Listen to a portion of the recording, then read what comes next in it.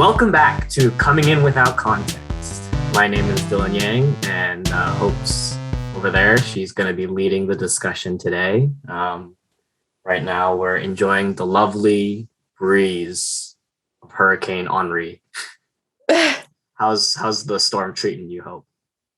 I didn't remember that it was a thing. I'm very cold right now. I have a blanket wrapped around me, so I don't know if that's the hurricane, but I think it's just the AC. Well, over here it was pouring this morning, but it's already kind of died down. But I'm enjoying the breeze. Yeah. You're leading, so you can whenever you want take it away. We'll be joined by my friend. Her name is Lauren Lazaro. You can just call her Lauren. Hope. Okay, Lauren, got it. So today, I kind of wanted to continue what my last discussion was sort of about, obviously with a different angle. And so I was thinking about talking about like what do we owe to the environment. I feel like a lot of times when we talk about climate change or how we've affected the environment, we talk about how it's going to be hard for us to live on the planet and how the planet's going to be hard to inhabit and different things. But I feel like we don't really talk about like what do we ethically owe to our environment and our surroundings. And we focus more on how it's going to affect us if the environment takes a downward turn, but not so much like what do we truly owe to the environment, regardless of if it would have affected us. Well, climate change is going to get really bad, but we'll pretend if climate change gets really bad for discussion purposes. So, any initial thoughts? All right, listen, Hope. I think we don't owe anything to. Okay, all right. Well, so actually, that's an interesting point you break up. It's basically. So I don't think you know this because it's kind of a niche field, like an academic field. It's called eco-criticism, and I did not know that. It's just a coincidence that I know because I took a film class and my film teacher wanted us to look at everything through an eco-critical lens. He applied it in terms of film, obviously, but traditionally it's in terms of literature. Okay. You look at books, the writings, poetry, whatever, and you see what the author is trying to say about the environment specifically. And so there's actually a few different like schools of thought within eco-criticism, like they have their own philosophies, and you kind of brought it up unknowingly. Like there's this idea that nature as a whole is its own entity, it's its own being, and so therefore it has its own value, separate from the human race. And if anything, humans are just a part of nature. In some schools of thought, humans are like equals with nature, like we're agents as well. But there's also schools of thought where humans are just a part of nature under the umbrella with like all other animals and plants. So yeah, but I think you make a good point. Like it's when we talk about the environment and like climate change today, usually it's in the context of preserving the existence of humanity rather than the innate value of nature. Yeah, and I wanted to bring up this conversation with you specifically since you're the philosophy guy to see if there was like any sort of like ethical value to maintaining the environment, even if climate change wasn't like a existential threat we currently have. And so kind of making it a question, um, do we owe anything to the environment? I still think, as I've brought up in previous episodes, I don't think we do owe anything to the environment, at least not innately. I think humans tend to assign value to things in order to create meaning for ourselves and also to base rules and justifications and reasoning upon that. So, for example, if you look at animal species, cannibalism or killing one's own species in self-defense or blah, blah, blah. But then we as humans have all these complex moral rules where we're like, thou shalt not kill thy kin, right? And and cannibalism is taboo. And we have all these complex rules, but they're not really based on any. Obviously, some religions will justify it by saying there's a higher power which has created these rules, and that's why we should follow them. But if you're non-religious, then there's nothing really there. Now, obviously, I'm not giving the go ahead for doing whatever you want. We have a system in place that works somewhat at protecting our lives. Well, it ensures a pretty decent standard of life. So, we should keep going with that. But there's nothing innately there that makes me think that either us or animals or the environment itself has any natural protections. Now, you said that we should keep going with what we currently have because it ensures a decent standard of living. But obviously, at the rate we're going at, that's at the cost of the environment. And I think in, however many years, not a scientist, that standard of living could significantly decrease because of how we have treated the environment for this standard of living. And so I'm curious. I know I said I wanted to talk about this outside of the scope of how it affects humanity and whether or not we just have an obligation to nature. And I think in certain cultures, there is like a moral obligation to nature. A lot of, I feel like, indigenous cultures have always had kind of a deeper connection to nature. And maybe it's just like the Western like Christian ideology of like God gave earth to man so we can do what we want with it. That's kind of polluted a lot of things maybe, but I also am not like an expert on that at all. So maybe not. Well, so jumping off of something you said, since I've pulled out my notebook for the class, and what you're echoing about like Christianity, ecological beliefs about how like God gave humanity stewardship. That's the key word over nature. That was actually one of the key readings we had to do for the class. Hey. So it was in the context of my class. Christianity puts man as the master of all animals in nature, but then we were comparing it to like Eastern philosophies of Buddhism, where nature, like in our heads, stereotypically nature has like a higher value and stuff, but actually those are like misconceptions where usually Buddhists at the time were actually advising to stay away from wild nature because there's like dangerous animals out there you could get eaten or you could starve to death, and they were moving to become more popular within town communities because like there were growing urban centers at that time wherever Buddhism was being practiced. So like it's like based on your context, right? Like if it's surrounding you and you have to survive off it, you're probably gonna start forming beliefs to match that.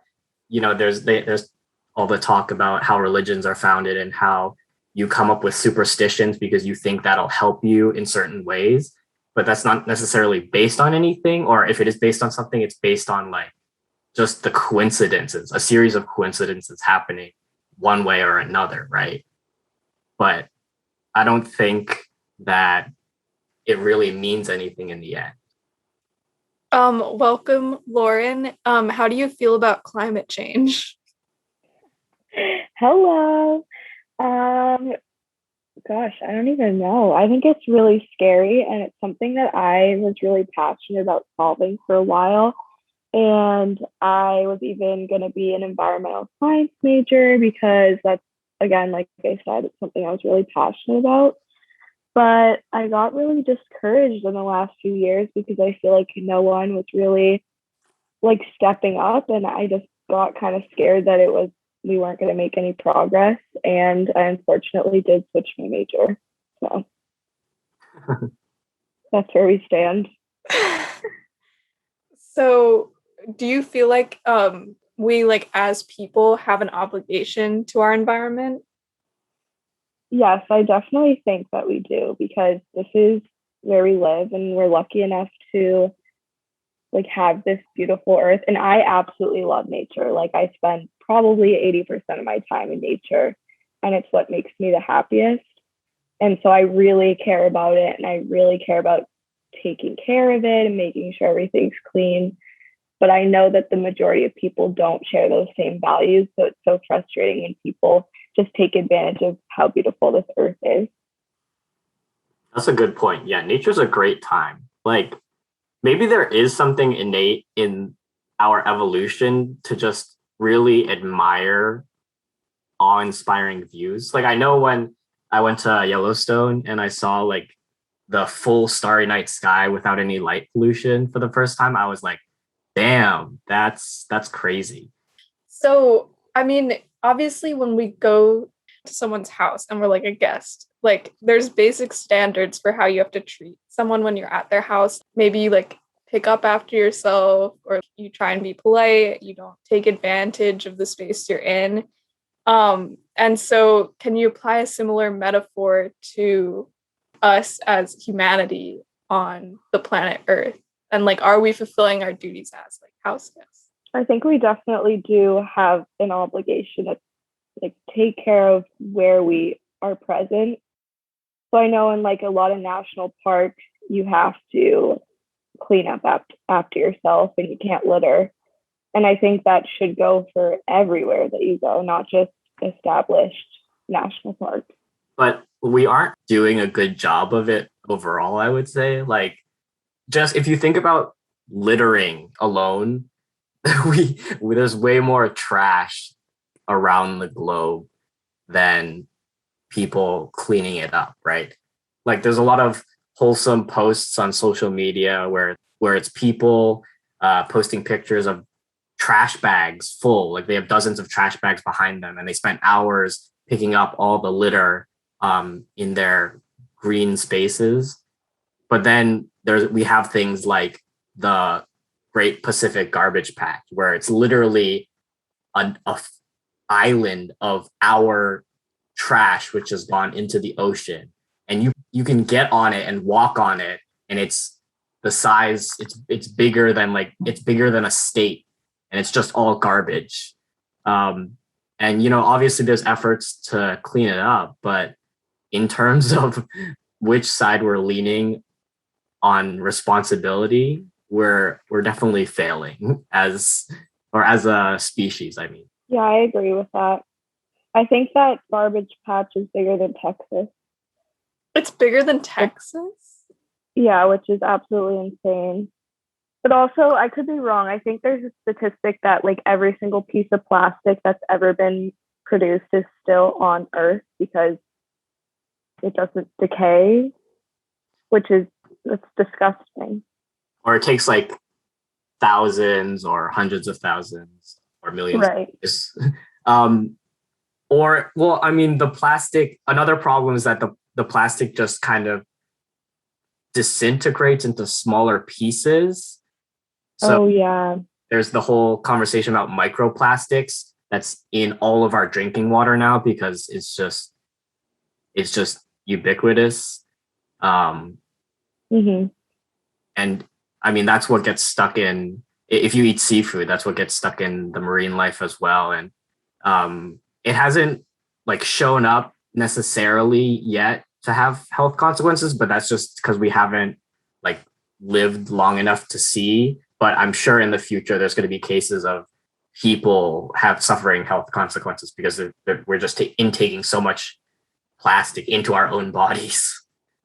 Yeah, that's scary.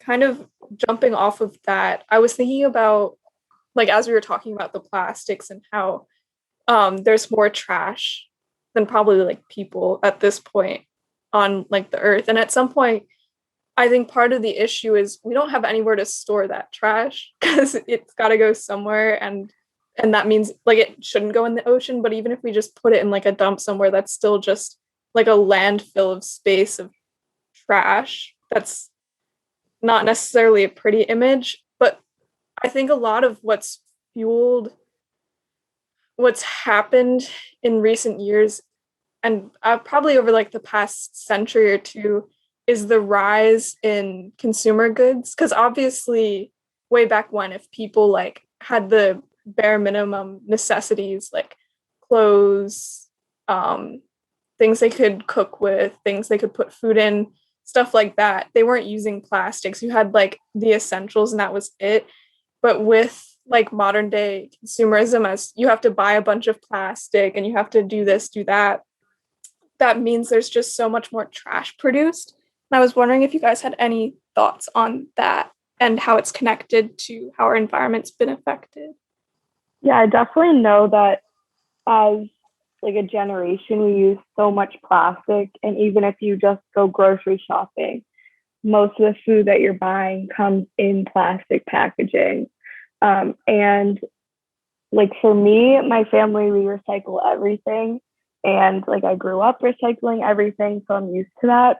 And I just kind of assumed that everyone was the same way. But then I would like go over to people's houses and they would just be throwing out all their plastic. And so I don't think that the majority of people recycle. And if they do, they don't even do it properly because you have to really make sure you like cleanse all your plastic.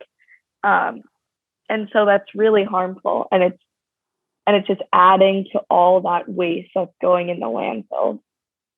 And I think at this point, it's kind of hard to go backwards from like the way that we are because everything is in plastic packaging. And if you order things online, they're coming in plastic bags. And again, like grocery stores and the bags that you put your things in at CVS, like everything comes in plastic. It would be such a big change for our society to go to non-plastic packaging completely. I mean, I think the problem overall, you're right. It's definitely like on a societal level, Lauren, and we're definitely not going to make it at the rate we're going at.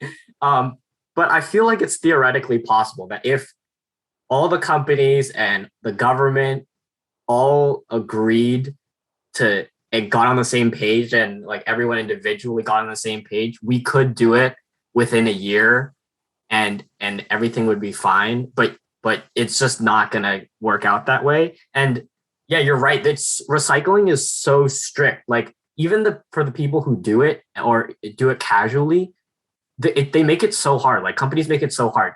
I've watched videos on YouTube. There's this great guy. He's called Climate Change Town, and he does videos on this stuff. I think he did a video about recycling, and I don't know if many people know this, but there's actually more than one recycling symbol on plastics and other things, and most plastics are not recyclable.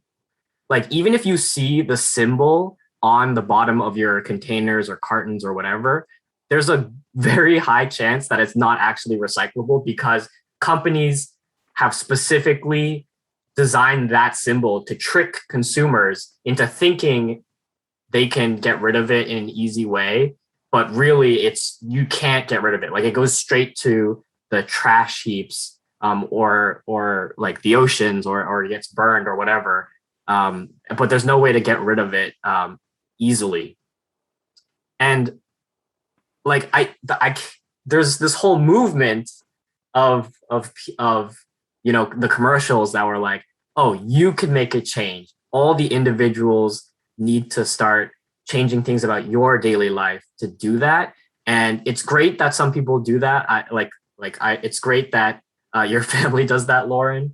But really the burden should be on companies because they're the ones that produce most of the pollution, that produce all of these products that go to waste, and they're also the ones, funny enough, that started those campaigns to pressure individuals to start recycling rather than while lobbying the government to not put regulations on them to change how they're doing things. So it's just like it's a complete mess of hypocrisy and stuff, and it is very depressing. But I just there's definitely a way that we could fix it all, but unfortunately, it's probably not going to work out that way because there's too many competing factors and too many people have profit on their mind rather than the environment. Yeah, Dylan, that actually reminds me of something really important.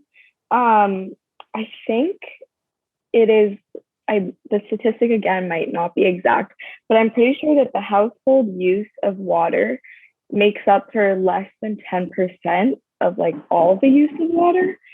And I remember learning that the largest use of water is from the paper industry, actually. And so, like you said, it's not really up to individuals anymore. It falls on these big industries and companies that are just using up so many of our resources, and I'm sure they're not being careful about their like recycling and whatnot.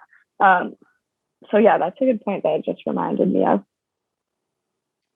Yeah, and something really interesting that I discovered, I didn't know about this. I taught a lesson to like middle schoolers about sustainability in the cell phone industry. And for water use in companies, like I don't know if you might have known this since you were previously an environmental science major, but water use has like three different blue and green, and I don't really remember the colors, but like part of water use when a company is using up water is just they have to put more water into like what they've already used to try and clean it because there's so many toxins and chemicals in the water that's left over when they've done whatever processes. I'm not a sciencey person, but they have to add like extra water just to get the the water that they've used to be at like a level that is safe for consumption and to go back into like streams and things.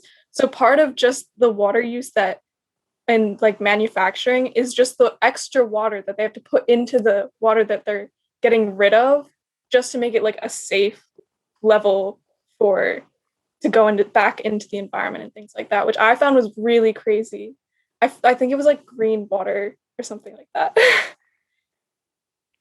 Yeah, you're definitely right about that. And I think a big issue is that like the wastewater that they create can't go back into the ocean or anything because it will actually harm the ecosystems there.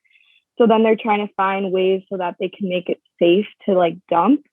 But then those solutions are so expensive that companies are just like unwilling to spend the money to do that. So something you said earlier, Hope, your earlier point about not having enough space for trash, like you're right that like until recently, the US would actually export all of our trash to other nations. And actually, we still do that.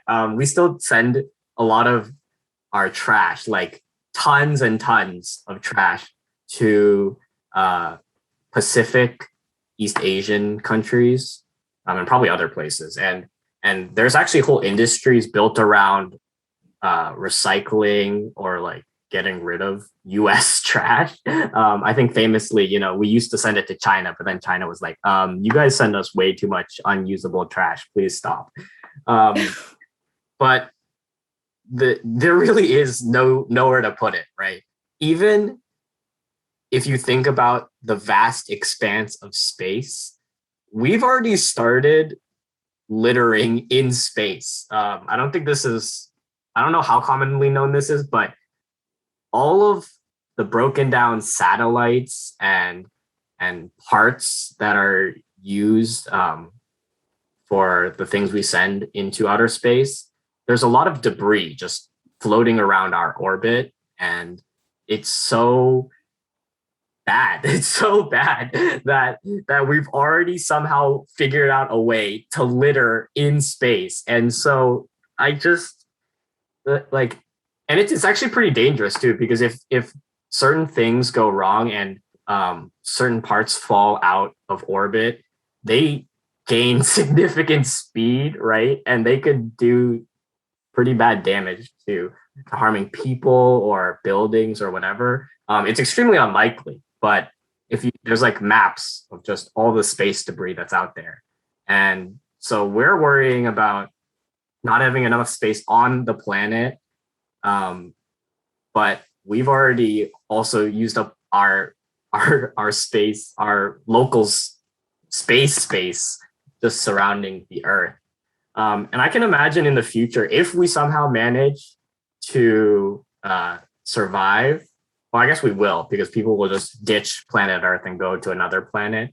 But I can imagine in the future that like we'll just start using asteroids or like other planets as dumping grounds where we just blast off our trash into other planets, into other stars, just to get rid of it. And I don't know how sustainable that is, and I'm sure that'll come with other unknown consequences.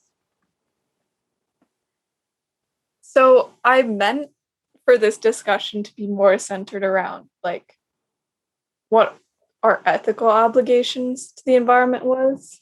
And obviously we kind of veered off of that because it was sort of natural to.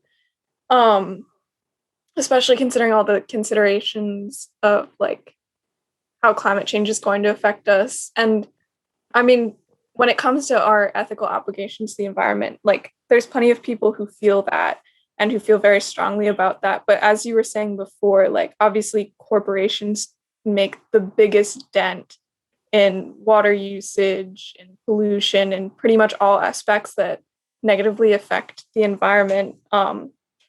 So I don't know if in the end it's kind of like, as even if like a lot of people feel morally obligated to helping the environment and to being like respectful inhabitants, if that's not the case for like the corporations that are like making the largest impacts, like does it end up really mattering? I don't know. Yeah, any thoughts, any final thoughts, guys? I guess just like in the past few years, I know I started with this, but like I have just been really discouraged because I feel like those large corporations aren't stepping up, and that's ultimately what needs to happen in order to see a huge change.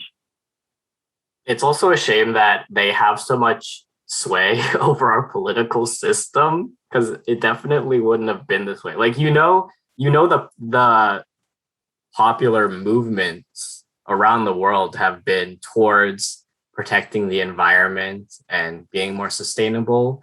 But then specifically in the US, we are unable to really pass any legislation or regulations about it because of lobbying groups that are funded by the ginormous companies.